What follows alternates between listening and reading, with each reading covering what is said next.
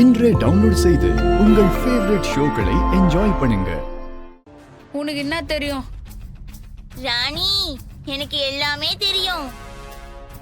ஆதி தர்ஷினிக்காக கொடுத்த கிஃப்ட நீ தர்ஷினி கிட்ட கொடுத்து அவ பிரிச்சு பாக்குறதுக்குள்ள அத திரும்பவும் உன்கிட்டயே கொடுத்துட்டா. அது உன் கையில இருந்து காணாம போயிடுச்சு, அப்படிதானே?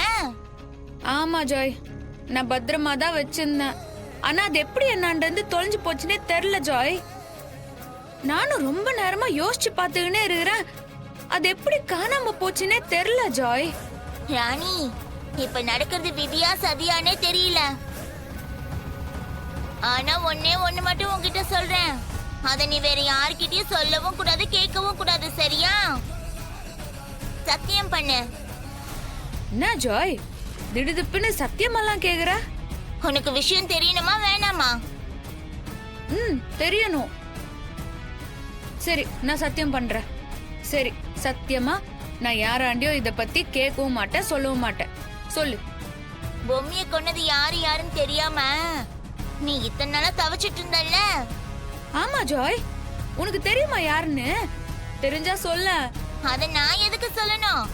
அது யாருன்னு இப்ப நீ காணோன்னு தேடுறல்ல, அந்த போன்லயும் பென் டிரைவ்லயும் தான் பொம்மைய துடிக்க துடிக்க அவங்க கொன்ன ஆதாரம் அதுல இருக்கு. என்ன சொல்ற ஜாய்? ஆமா ராணி, அத நீ எங்க பாத்துருவியோன்ற பயத்துலதான் அந்த கொலகார பாவிங்க வீட்டுக்குள்ள ஸ்மோக்க அதிகப்படுத்தி உன் கையில இருந்த அந்த ஆதாரத்தை திருடிட்டு போயிட்டாங்க. ஜாய், நீ சொல்றதெல்லாம் நிஜமா? ஆமா ராணி. அப்படின்னா இப்படி ஒரு விஷயம் நம்ம வீட்ல நடந்துருக்குதுன்னா பொம்மி அக்காவை கொன்னவங்களுக்கும் நம்ம வீட்டுக்குள்ளார இருக்கிற யாருக்கும் சம்மந்தம் இருக்குதுன்னு தானே அர்த்தம். ஏன் ஜாய், இம்மா தூரம் இந்த விஷயத்த பத்தி உனக்கு தெரிஞ்சிருக்குதுன்னா அப்ப கண்டிப்பா பொம்மி அக்காவை யாரு கொன்னாங்கன்னு உனக்கு தெரியும் தானே? சொல்லு ஜாய், பொம்மி அக்காவை கொன்னது யாருன்னு சொல்லு ஜாய். ராணி, என்ன மன்னிச்சிரு ராணி. என்னால சொல்ல முடிஞ்சதுன்னா இவ்வளவு நாள் நான் ஏன் உன்கிட்ட அதை மறைச்சிருக்க போறேன்?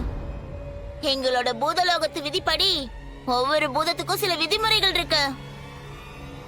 அதை மீறினா தலை வெடிச்சு அந்த பூதம் அதே இடத்துல அழிஞ்சு போயிடும்.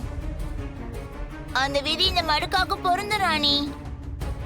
அதனால பொம்மைய கொலை பண்ணது யாருன்ற உண்மைய விதிப்படி நான் உன்கிட்ட சொல்லக்கூடாது ராணி. அத நீயாதான் தெரிஞ்சுக்கணும். என்ன மன்னிச்சிடு ராணி. சரி, நான் போயிட்டு வரேன்.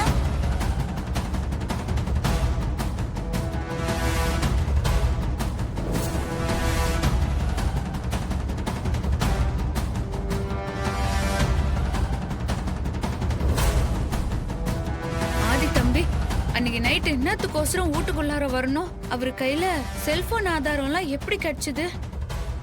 அப்படின்னா ஆதி தம்பிக்கு பொம்மி அக்காவை யாரு கொலை பண்ணதுன்னு தெரிஞ்சிருக்குது. ஒருவேளை அதனாலதான் நலங்கு வைக்க சொல்ல ஆதி தம்பியோட முகம் ஏதோ பேயறிஞ்ச மாதிரி இருந்துச்சா? பொம்மி அக்காவை கொன்னது யாருன்னு நானே கண்டுபிடிக்கிறேன்.